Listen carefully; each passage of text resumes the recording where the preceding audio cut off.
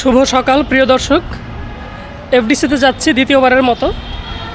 প্রথমবার গিয়েছিলাম অনেক আগে একটা টিভিসির শ্যুটের কাজে, আর আজ যাচ্ছি দর্শনার্থী হয়ে একটা কোর্স ওয়ার্কের অংশ হিসেবে।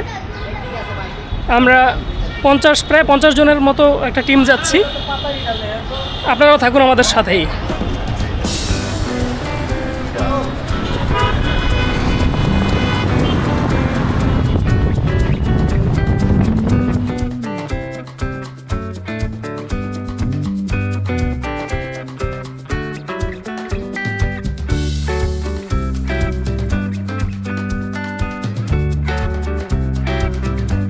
চলে এসেছি আমরা ডিএফডিসিতে।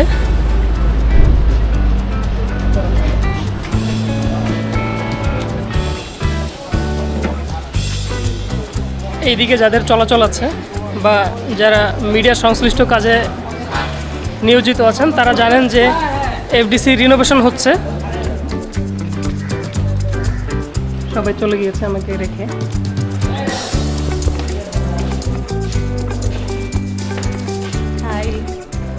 আমরা এখন যাচ্ছি এডিটিং প্যানেলে।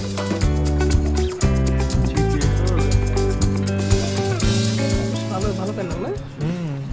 এটার কাজ হচ্ছে কালার কারেকশন করা, অর্থাৎ 4K বা 2K তে শুটিং হলে ওটা ঝাপসা দেখা যায় বা এই দেখা যায়, ওটাকে এইখানে আনার পরে এটা যে মানে ছবিতে যে কালারটা চায় ওই কালারটা এখান থেকে দেওয়া হয়। দরজাটা খুলে গেছে।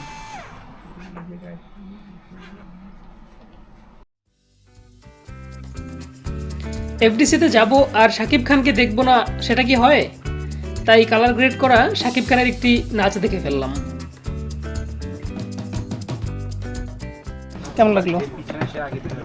কিছুই বুঝতে পারিনি। স্ক্রিনে মনে আপু, স্ক্রিনে মনে আপু দেখেন, স্ক্রিনে মনে আপু। এটা মনে হবে?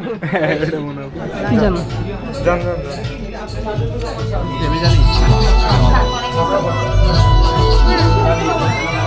সব জায়গায় গেলে ও বুঝতে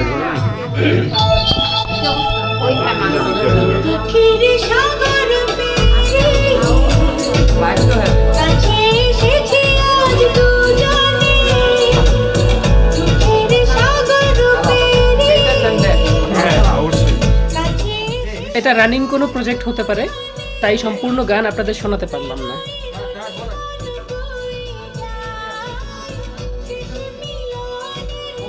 এই রুমে এডিআর করা হয়, যেটাকে আমাদের দেশে সাধারণত ডাবিং বলে থাকে। আগে একটা রাজস্বিক ব্যাপার ছিল, আসলে একটা হাবভাব ছিল, সিনেমা মানে একটা রাশ ফিল্মটা যখন এডিটিং এ যাওয়া হয়, এডিটিং আমরা কাটিং, ওই যে শুটিং অনুযায়ী বলা হয় এই যে এখান থেকে এখানে, এখান থেকে এখানে, তো ওই আমরা যে অংশটুকু লাগে মানে যে অংশটুকু প্রয়োজন ওটা আমরা ওইভাবে কেটে কেটে কেটে কেটে ওটাকে জোড়া লাগাই। সিরিয়ালে দেখলেন ডাইরেক্টর, প্রডিউসার বা আদার যেসব টেকনিশিয়ান তারা দেখলো যে বেসিক্যালি হলো ডিরেক্টর, এটা মেইনলি ডিরেক্টর দেখলো, বলো যে হ্যাঁ ফাইন ওকে, দেন ওখান থেকে চলে আসলো। ওটা আবার ওখানে একটা প্রসেস আছে, সেটা হলো ওই ফিল্মটা এরকম পুরোটা এইভাবে চলে না, ওটা ফিল্ম মনে করে, এটা হলো ম্যাগনেটিক ফিল্ম, এটা হলো সাউন্ড ধারণ, আর ওটা হলো পিকচার ধারণ। পিকচারের ভিতরে একটা হলো নেগেটিভ আর একটা হলো পজিটিভ। পজিটিভের উপরে ওটা প্রিন্ট করা হতো রাশ ফিল্মটা। করার পরে ওই ফিল্মটা কি করতো যে আমরা যখন এডিট করে ঠিক করতাম, করার পরে ওইটাকে ভাঙ্গা হতো কিভাবে জানেন? মনে করেন জাস্ট এটা একটা ফিল্ম, ঠিক আছে, এটাই মনে করেন 35 ফিল্ম। মামা এখানে রাখবো, এই মনে করেন যে এরকম মনে করেন যে 100, 150, 200 ফিট দিয়েও আমরা এরকম একটা লুপ বানাতাম ফিল্মের পিকচারের। ওই ফিল্মটা উপরে মেশিন ছিল যেটা পিকচারাইজেশন করার জন্য, ওটা স্ক্রিনে পড়তো, ওটা লুপের মতো চলতেই থাকবে। দেখেন এটা এখনো ডিজিটাল ইউজেবল, এটা শক্ত না হওয়া পর্যন্ত ইটস রিইউজেবল। এটা এখনো স্টিল না, এটা ইউজেবল। খুব সম্ভবত 6 ভোল্টের একটা ইলেকট্রিক চার্জ দেওয়া হইতো, জাস্ট এই যে লাল বাটনে অর্থাৎ রেকর্ড বাটনে চাপ দিলে এটা এখানে রেকর্ড হওয়া শুরু এই অ্যাক্টিভ হতো। ও আচ্ছা, এটা এখানে অ্যাক্টিভ হতো। এখন ধরেন কোনো কারণে যদি আপনার যদি ভোল্টেজ কম হয়, রেকর্ডিং চেঞ্জ হয়ে গেছে। এটা হলো ওয়েস্টার্ন যুগের জিনিস।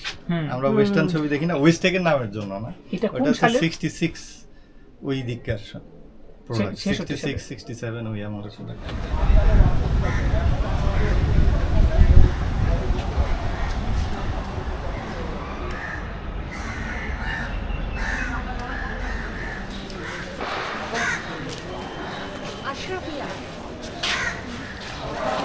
Shooting flow. এখানে সেট টেট ঠিক করে শুটিং করা হয় সম্ভবত না? এই যে একটা সেট ডিজাইন হচ্ছে এখানে।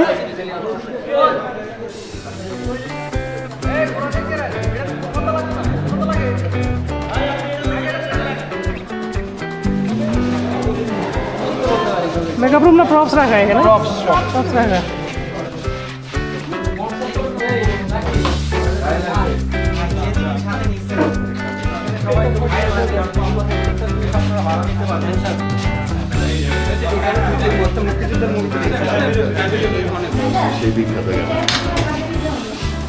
এই বিখ্যাত ক্যামেরা না?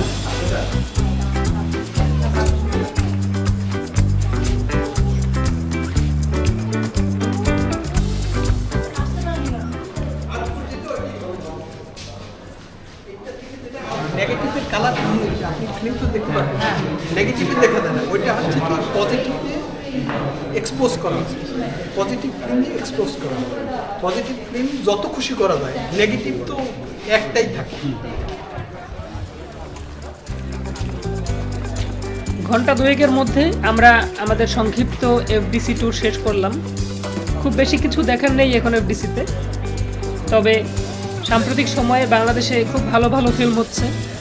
বিশ্বের বিভিন্ন ফেস্টিভ্যালে সেসব ফিল্ম যাচ্ছে, পুরস্কার পাচ্ছে। অতএব আমরা আশা করি অদূর ভবিষ্যতে এফডিসি আবারও ঘুরে দাঁড়াবে।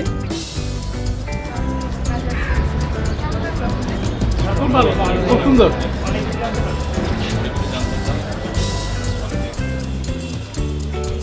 সব শেষে এফডিসির এমডি ম্যাম আমাদের সাথে দেখা করলেন, আমাদের অভিজ্ঞতার কথা জানতে চাইলেন। আমরা ওনাকে ধন্যবাদ দিয়ে ওনার কাছে বিদায় নিয়ে ফিরে এলাম।